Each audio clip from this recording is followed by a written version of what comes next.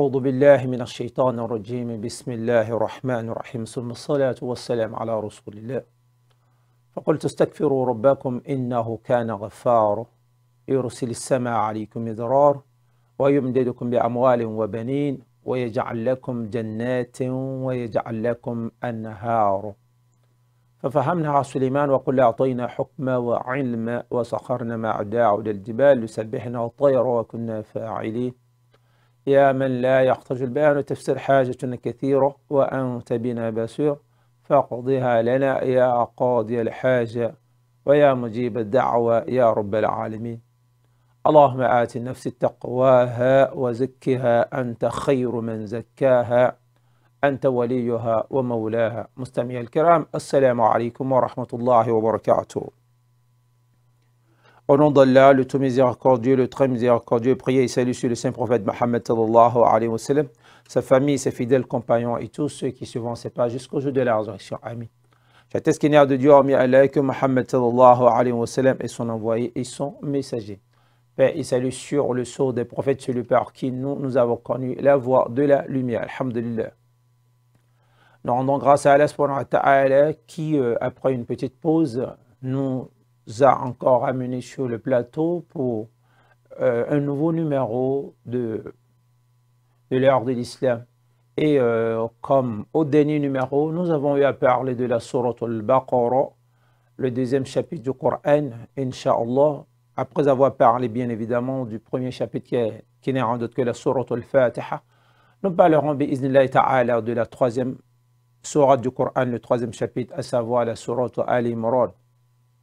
Mais bien avant d'aller dans le vif du sujet, nous sommes dans la période des vacances, la période au cours de laquelle nous interpellons les parents d'élèves, les parents d'écoliers, nous autres qui sommes parents d'élèves, puisque c'est la période au cours de laquelle les enfants sont livrés à eux-mêmes. Pendant l'année académique, ils étaient occupés par les études.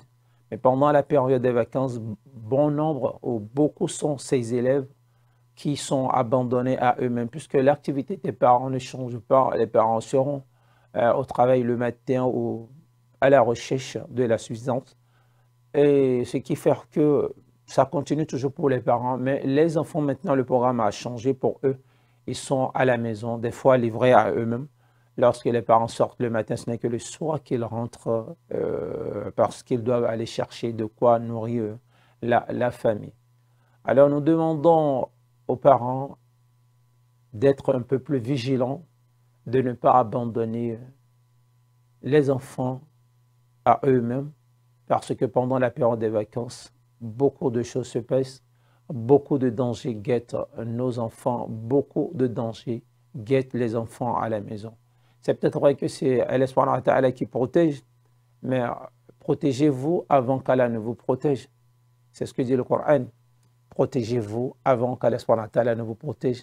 Vous devriez quand même mettre un certain nombre de barrières pour assurer votre propre sécurité afin qu'Allah subhanahu wa ta'ala puisse assurer le reste de votre sécurité. Ceci dit, les parents doivent trouver un temps pour les enfants ou une occupation, une activité pour les occuper afin d'éviter les dérapages que nous avons l'habitude d'observer. Et s'il n'y a pas de dérapage, afin de les protéger contre des loups vicieux qui sont à la recherche de proies faciles. Et Dieu même sait que nos enfants sont abandonnés à eux-mêmes et ils n'arrivent pas à reconnaître le mal du bien. Alors quand quelqu'un les approche du moins, ça, on ne sait pas c'est quoi l'intention derrière. L'autre sujet, c'est par rapport aux résultats des différents examens, les examens de fin d'année. Les résultats ont commencé par tomber. Nous interpellons encore les parents sur ce point, car le résultat d'un examen, c'est le fruit d'une longue période d'effort, c'est le fruit de 9 mois de labeur, c'est le fruit de 9 mois de sacrifice. Alors lorsque les résultats sortent, il arrive des fois qu'il y a joie ou déception. Il n'y a que les deux que l'on trouve pendant la proclamation des résultats, la joie ou la déception. Qu'importe ce qu'Allah subhanahu wa ta'ala a envoyé dans votre famille, lorsque c'est la joie, alhamdulillah, nous nous réjouissons pour vous, nous nous joignons à vous pour se réjouir, Inch'Allah, Et nous demandons, nous implorons à Allah subhanahu wa ta'ala que cela soit pour vos enfants, pour ces nouveaux bacheliers, pour ceux-là qui viennent de décrocher le BEPC, pour ceux-là qui viennent d'avoir le CP, que cela soit pour eux le début d'une nouvelle ère, le début d'une bonne chance qui pourra les accompagner durant toute leur vie. Quant à ceux à qui la chance n'a pas souri, ceux qui malheureusement ont eu le refus du jury, ce n'est pas la fin du monde. Et lorsque vous regardez ces enfants, ils sont psychologiquement abattus. Ce n'est pas le moment de leur crier dessus, ce n'est pas le moment de leur faire la morale, ce n'est pas le moment de leur dire des mots blessants. Ce n'est qu'un examen. Oui, c'est vrai, ça fait mal, vu tout ce qui a été mis dedans comme financement, à savoir la scolarité, l'agent de transport, la nourriture, la tenue, etc. Combien pourra-t-on citer parmi tout ce que les parents ont pu sacrifier au cours de l'année scolaire et ce que l'élève lui-même, l'apprenant lui-même, a sacrifié. C'est énorme, nous ne pouvons les dénombrer. Et lorsque le résultat est négatif comme ça, c'est normal qu'il y ait une déception, que ce soit du niveau des parents ou des apprenants qui accompagnent la chose. Mais nous devrons quand même être un peu plus intelligents. Intelligents dans le sens où la vie, c'est le matin, c'est le soir. C'est le jour, c'est la nuit, c'est bien, ce n'est pas bien, c'est les deux au fait. Alors si pour nous, le choix qui nous a été fait est le refus, je crois que les parents sont mieux placés pour aider ces enfants à avoir le moral haut et ne pas les aider à les faire chuter dans le moral, c'est-à-dire leur dire des mots blessants, des mots touchants. Déjà, ce sont des proies faciles et ils sont faibles. Quoi de mieux que de les encourager au lieu de les amener à commettre des délits, à commettre l'irréparable. Parce que certains enfants sont tellement faibles que le résultat d'un examen peut les amener à commettre l'irréparable. Alors que ce n'est qu'un examen, ce n'est qu'une seule année. L'année prochaine est là, ce n'est que 12 mois, Inch'Allah, et nous serons encore à la période des fins d'année, d'une année académique, la période des résultats. Et si cette fois-ci, ça n'a pas marché, certainement, la prochaine fois va marcher. Alors, à quoi bon chercher à se faire du mal parce que l'examen n'a pas marché? À quoi bon à prononcer des paroles sévères à l'encontre de nos enfants parce qu'ils ne l'ont pas eu? Non, nous devrions être les premiers à jouer le rôle de soutien, à les soutenir psychologiquement, à les encourager, à leur dire de mots doux, à les amener à retrouver la force pour pouvoir rebondir. Il faut les amener à apprendre de leur échec, pas les amener pas les plonger davantage dans le stress, à les plonger davantage dans la déception. Alors, chers parents, soyons vigilants, encourageons-les, donnons-leur le nécessaire, dites-leur de mots adéquats afin de les aider à pouvoir tenir le coup. On sait très bien que ce n'est pas facile. Alors, je parlais, Inch'Allah, au début de cette émission de la sourate Al-Imran. Lorsque vous prenez le Coran, Inch'Allah, c'est la sourate Al-Fatiha en première position qui contient 7 versets, bien sûr. Nous avons déjà parlé de cela. La sourate Al-Baqarah, le chapitre le plus long du Coran avec ses 286 versets. Nous en avons parlé aussi également lors de la dernière émission, Inch'Allah. Aujourd'hui, on parlera de la sourate Al-Imran. La sourate Al-Imran. La sourate Al-Imran, c'est le 3e chapitre du Coran. Et cette sourate a été révélée au Saint-Prophète Mohammed sallallahu alayhi wa sallam. Cette sourate a été révélée au Saint-Prophète Mohammed sallallahu alayhi wa sallam ou à Médine. Vous savez, on l'a déjà dit, une sourate, soit elle est mécoise, soit elle est médinoise. Mécoise dans le sens où révélée au Saint-Prophète Mohammed sallallahu alayhi wa sallam bien avant l'Hégire. Médinoise dans le sens où cette sourate serait révélée au Saint-Prophète Mohammed sallallahu alayhi wa sallam après l'Hégire. La sourate Al-Imran a été révélée au Saint-Prophète Mohammed sallallahu alayhi wa sallam après l'Hégire pendant qu'il se trouvait à Médine. C'est une sourate dans laquelle nous retrouvons au total 200 versets. Oui, c'est l'une des plus longues sourates du Coran, je m'excuse, et qui contient de façon précise 200 versets. Elle est la 89e révélée au Saint-Prophète Mohammed sallallahu alayhi wa sallam. Oui, ce n'est pas parce que c'est placé numéro 3 dans le Coran que c'est la 3e révélation au Saint-Prophète Mohammed sallallahu alayhi wa sallam. Non, la sourate Al-Fatiha qui est en première position est la 5e révélée au Saint-Prophète Mohammed sallallahu alayhi wa sallam.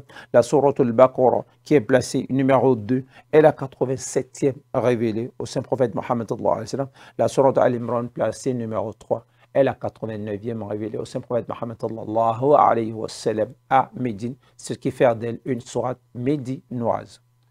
Dans la sourate Al-Imran, de quoi parle Allah subhanahu wa ta'ala? Avant que l'on aille de façon détaillée, que l'on ne regroupe les versets par versets, pour mettre un peu plus la lumière sur cette sourate. Il faut noter rapidement que c'est une des sourates également qui commence par les lettres, bien sûr. C'est-à-dire un peu comme la sourate Al-Baqarah, qui commence par Alif, Lam, Mim. La sourate Al-Imran également commence par les mêmes lettres, Alif, Lam, Mim. Et que signifie Alif, Lam, Mim? Allah subhanahu wa ta'ala seul sert. Lui seul sert ce qu'il a voulu dire par les trois premières lettres par lesquelles débute la sourate Al-Imran, la sourate Al-Baqarah, etc. Et au verset 2, vous avez Allah qui dit Allahu la ilaha illa huwa al-hayyul qayyum nazzala alayka al-kitaba bil-haqq musaddiqan lima bayna yadayhi wa anzala at-tawrata wal-injil min qabla hudan lin-nas wa anzala al-furqan إن الذين كفروا بآيات الله لهم عذاب شديد والله عزيز ذو انتقام. Voilà les 4 premiers versets de la sourate Al-Imran. La sourate au début glorifie Allah subhanahu wa ta'ala, parle de la révélation avant celle du Saint-Prophète Mohammed sallallahu alayhi wa sallam, parle des livres qui ont précédé le Coran, et ensuite parle du Coran. Alors, Allah subhanahu wa ta'ala ensuite a parlé, a décrit comment est-ce qu'il a composé l'être humain, etc. Puisqu'il dit Huwa alladhi yusawwirukum fil arham kayfa yasha la ilaha illa huwa al-azizul hakim huwa alladhi anzala alayka al-kitab minhu ayatun muhkamat hunna ummul kitab wa ukhra mutashabihat فأما الذين في قلوبهم زيغ فيتبعون ما تشابه منه ابتغاء الفتنة وابتغاء تأويل وما يعلم تأويله إلا الله والراسخون في العلم يقولون آمنا به كل من عند ربنا وما يذكر إلا أولو الألباب ربنا لا تزغ قلوبنا بعد إذا هديتنا وهب لنا من لدنك رحمة إنك أنت الوهاب ربنا إنك جامع الناس ليوم لا ريب فيه إن الله لا يخلف الميعاد. Voilà les 9 premiers versets de la sourate Al-Imran qui en français signifie Allah, pas de divinité à part lui, le vivant, celui qui subsiste par lui-même, Al-Qayyum. Elle a dit dans le verset numéro 3, il a fait descendre sur toi le livre avec la vérité confirmant les livres descendus avant lui et il fit descendre la Torah et l'évangile. Voilà, la Torah et l'évangile, c'est des livres révélés, Inch'Allah, c'est des livres divins révélés, Inch'Allah, bien avant le Saint-Coran. Elle a dit, mais auparavant, en tant que guide pour les gens. Et il a fait descendre le discernement, c'est-à-dire le Coran. Ceux qui ne croient pas aux révélations d'Allah auront certes un dur châtiment. Et Allah est puissant, détenteur du pouvoir de punir. Allah continue dans le verset numéro 5 en disant « Rien vraiment ne se cache d'Allah, de ce qui existe sur la terre ou dans le ciel. » Et dans le verset 6, il dit « C'est lui qui vous donne forme dans les matrices comme il veut. Point de divinité à part lui, le puissant, le sage. » Au verset 7, Allah nous fait comprendre que c'est lui qui a fait descendre sur toi, c'est-à-dire sur Muhammad sallallahu alayhi wa sallam, le livre, c'est-à-dire le Coran. Et il s'y trouve des versets sans équivoque qui sont la base du livre et d'autres versets qui peuvent prêter à d'interprétations diverses. Les gens donc qui ont au cœur une inclination vers l'égarement mettent l'accent sur les versets à équivoque, cherchant la dissension en essayant de leur trouver une interprétation. Alors que nul n'en connaît l'interprétation à part Allah. Mais ceux qui sont bien enracinés dans la science disent, nous y croyons, tout est de la part de notre Seigneur, mais seuls les doués d'intelligence s'en rappellent. Et au verset numéro 8, Allah dit, Seigneur, ne laisse pas dévier nos cœurs après que tu nous aies guidés. C'est vraiment important. Et accorde-nous ta miséricorde. C'est toi, certes, le grand donateur. Et au verset 9, il dit, Seigneur, c'est toi qui rassembles les gens, du moins un jour, en quoi il n'y a point de doute, Allah vraiment ne manque jamais à sa promesse. Voilà.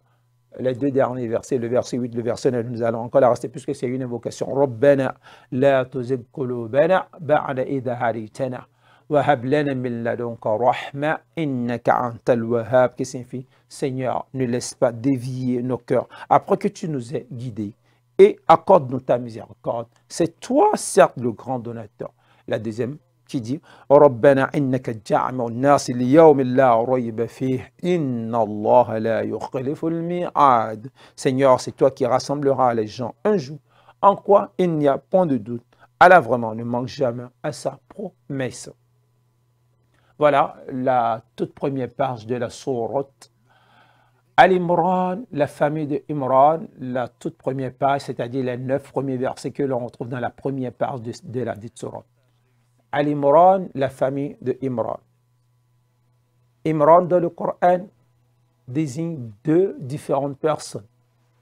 La première, pour ne pas dire, oui, la première personne, le premier Imran du Coran, fait référence au père du prophète Moussa alayhi salam, Moïse, que la paix de la subhanahu wa ta'ala soit sur lui. Dans le premier Imran dont il est question dans le Coran, ce n'est rien d'autre que le père du prophète Moussa alayhi salam, le père du prophète Moïse, que la paix d'Allah soit sur lui, ainsi que sur Haroun, son grand frère Aaron. Le deuxième Imran mentionné dans le Coran, c'est le père de la Vierge Marie. C'est le père de Marie, la mère du prophète Isa alayhi salam, la mère de Jésus. Alors, lorsqu'on parle de Imran, dans le Coran, il s'agit de deux différentes personnes. Le père du prophète Moussa alayhi salam, qui a vécu bien avant la naissance du deuxième Imran, qui est le père de Mariam, la mère de Isa alayhi salam. Alors, de qui il s'agit dans la sourate Al-Imran, lorsque le Coran dit Al-Imran, la famille d'Imran? Il s'agit bel et bien de l'histoire de Jésus, le prophète Isa alayhi salam, de sa maman Mariam, Marie, que la paix d'Allah soit sur eux deux, du père de la mère de Jésus, qui est Imran, donc c'est de sa famille qu'il est question, et qui parle de sa famille aussi, faire allusion à Yahya, Jean le Baptiste, à son père Zacharia, Inch'Allah, à sa mère, etc., etc. Et lorsque nous prenons cette sourate de façon générale, lorsque nous prenons les 32 premiers versets, dans cette partie, vous allez remarquer, ou l'on remarquerait que dans ces versets introductifs, ces versets qui commencent la sourate d'ailleurs, nous pouvons remarquer les vérités fondamentales sur Allah subhanahu wa ta'ala, la révélation et la vie de l'au-delà, furent réaffirmés en introduction avec les thèmes principaux. Voilà en quoi est-ce que nous pouvons résumer les 32 premiers versets de la sourate Al-Imran parmi les 200 que renferme cette sourate. Entre les versets 33 à 65, dans ces versets, le discours est principalement adressé aux Nasara, à inviter les Nasara à embrasser l'islam. Le passage coranique non seulement innocente Isa, Jésus et sa maman, c'est ce que les Juifs affirment à leur égard, mais aussi refute la croyance des Nasara erronés prétendant que Isa est Dieu. Le Coran cite en guise de réfutation la naissance miraculeuse de Yahya alayhi salam, Jean le Baptiste, le fils du prophète Zacharie, qui est né d'une mère stérile et d'un père très âgé. Cette naissance miraculeuse ne fait pas de lui une divinité, tout comme le caractère miraculeux de la naissance de Isa, né sans père, ne lui confère pas le moindre statut divin. Le Coran a été clair dans cette sourate, dans la sourate Al-Imran, entre les versets 33 et 65. Quant au verset 66 jusqu'à 101, nous pouvons trouver comment est-ce que l'on pourrait les résumer. C'est que dans cette partie, les gens du livre, de façon précise, les Yahoud, les Juifs, sont appelés à abandonner leur voie déviante et à accepter la guidance divine. Aussi, les musulmans sont-ils avertis à appeler à la prudence quant à leur intention malicieuse, leur chemin tortueux et les objections absurdes. Voilà comment est-ce que l'on pourra résumer les versets 66 à 101 de la sourate Al-Imran. Lorsque nous prenons maintenant le contenu des versets 102 à 120 de la dite sourate, les versets 102 à 120 de la dite sourate, nous pouvons remarquer que les musulmans apprennent qu'ils doivent tirer des leçons de récits des gens du livre. Il faut également qu'ils prennent garde et se prémunissent contre leurs machinations. En un mot, ce passage coranique appelle les musulmans à se préparer et à s'entraîner pour établir la vertu et éradiquer le vice. Entre les versets 121 à 175, dans ces versets, elle a fait mention de la bataille de Uhud. Cette bataille qui est passée en revue afin d'apprendre aux musulmans que les machinations de leurs ennemis ne pourront leur nuire aussi longtemps qu'ils feront preuve d'endurance, de bravoure et de crainte révérentielle envers Allah. Et il est souligné que la défaite qu'ils ont essuyée est due à l'absence de certaines qualités morales et à la présence de quelques mots dans leur rang. La consommation de l'huile fut également interdite. Dans ce passage, c'est-à-dire entre les versets 121 à 175, Allah a parlé de la bataille de Uhud, cette bataille qui a été la toute première défaite des musulmans contre les polythéistes mécois. Alors, qu'est-ce qui explique cette défaite? C'est parce que les musulmans, les sahaba, n'ont pas respecté à la lettre les consignes laissées par le saint prophète Mohammed sallallahu alayhi wa sallam. Alors, elle a voulu leur montrer que chaque fois que votre leader vous donne des consignes, vous demande un certain nombre de choses, respecter ces consignes à la lettre. Ne pas les respecter, c'est mettre votre vie en danger. Et c'est ce qui s'était passé à la bataille de Uhud.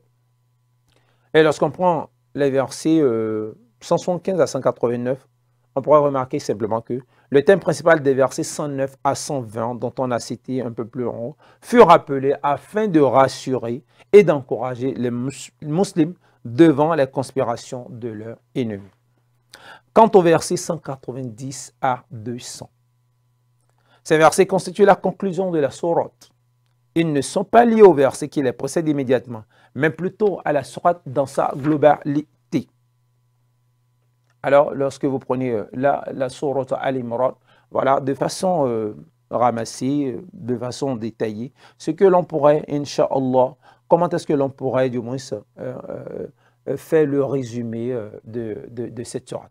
Donc, dans la dite sourate, Allah subhanahu wa ta'ala a parlé de Isa, Jésus, a parlé de Maryam, Marie, la mère de Jésus, a parlé de Zacharia, Zacharie, a parlé de Yahya, Jean le Baptiste ou Jean-Baptiste.